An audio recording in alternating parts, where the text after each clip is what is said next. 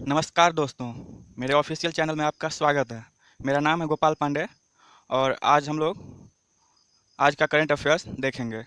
तो चलिए स्टार्ट करते हैं। फर्स्ट है यहाँ पे पहला, Zubair Iqbal appointed as MD of J&K। Zubair Iqbal ji हैं जो J&K बैंक जो है उसका एमडी अपॉइंट किए गए हैं। चलिए देख लेते हैं, इतना आपको जानना होगा। जुबैर इकबाल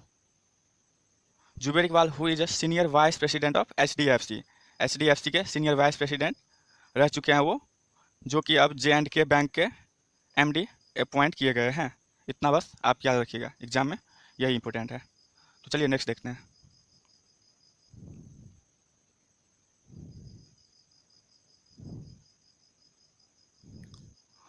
नेक्स्ट है cyclone Amphan intensifies into extremely severe storm.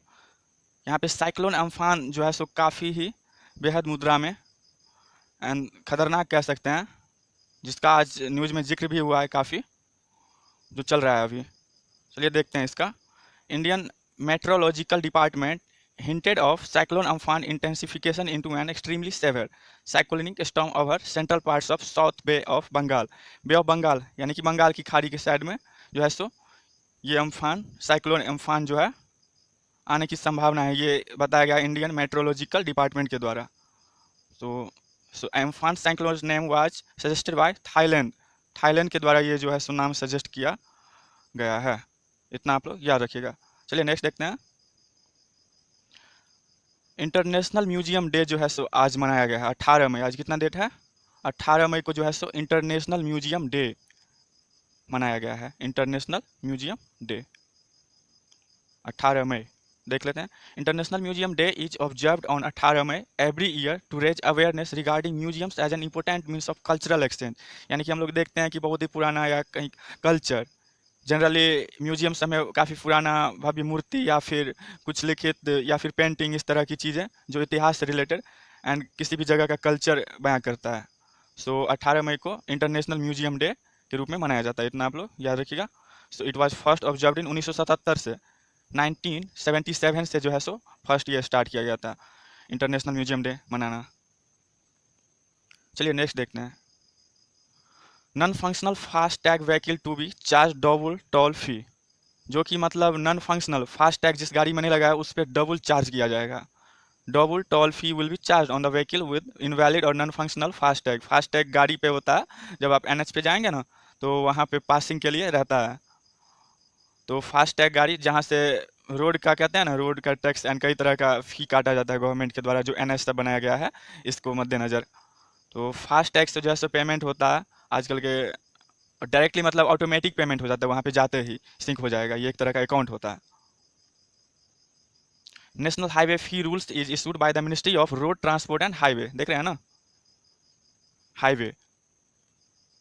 FASTag employs radio frequency for making toll payment.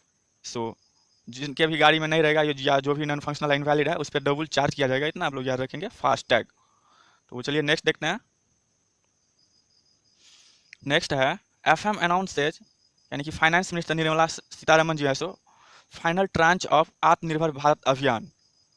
Final tranche of आत्मनिर्भर अभियान के लिए जो है सो FM ने अनाउंस किया है। यानी कि finance minister announce the 5th and final part of Atmanirbhar Bharat Abhiyan as a part of special economic relief package.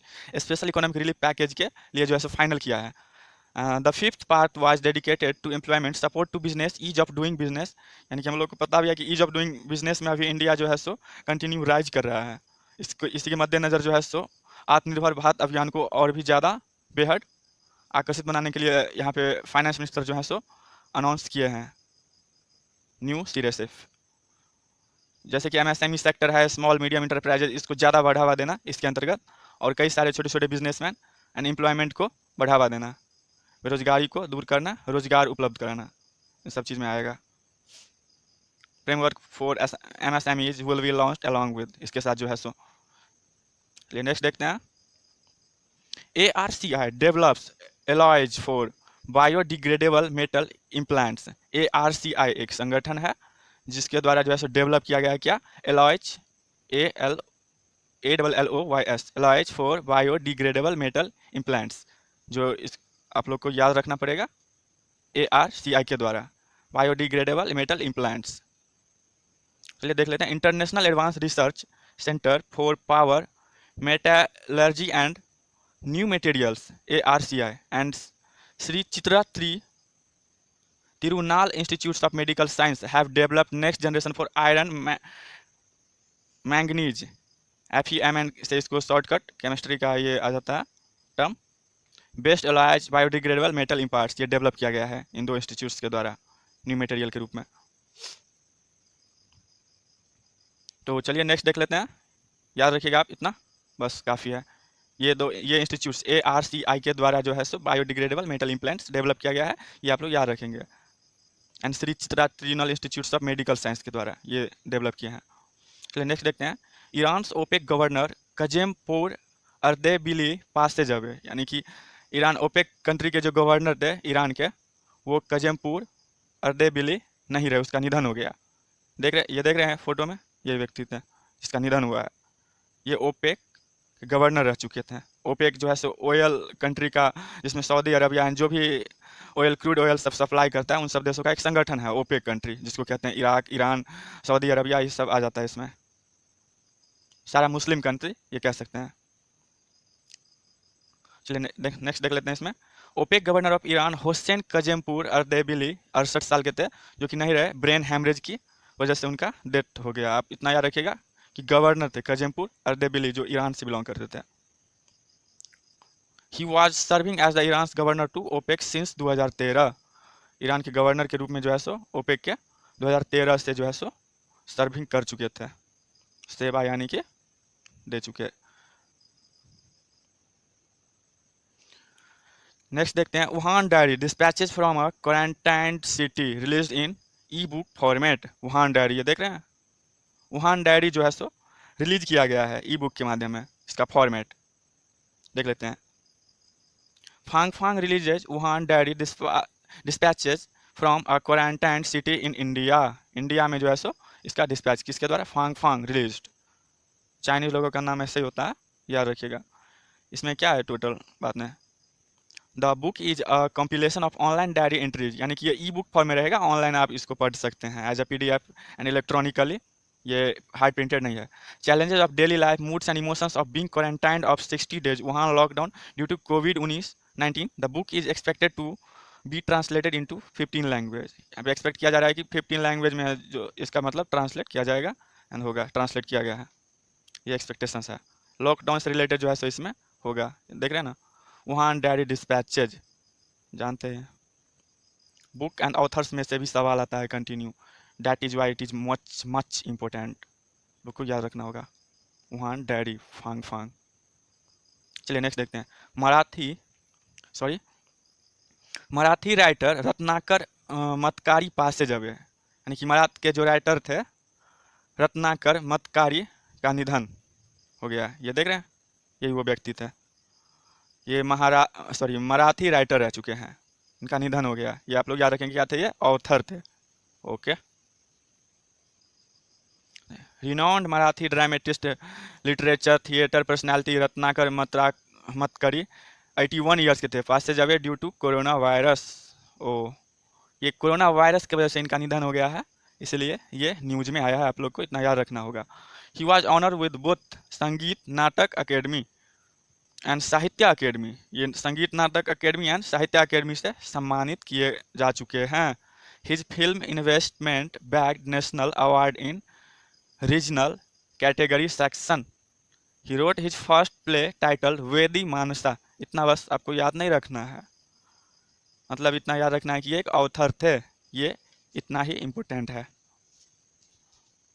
एक सेकेंड, चलिए नेक्स्ट देख लेते हैं। MP लॉन्चेज चरण पादुका campaign for migrants labour. Madhya Pradesh, MP का तो मध्य प्रदेश लॉन्च किया है चरण पादुका कैंपेन। चरण पादुका कैंपेन जो है सो माइग्रेंट लेबर्स के लिए, माइग्रेंट लेबर्स।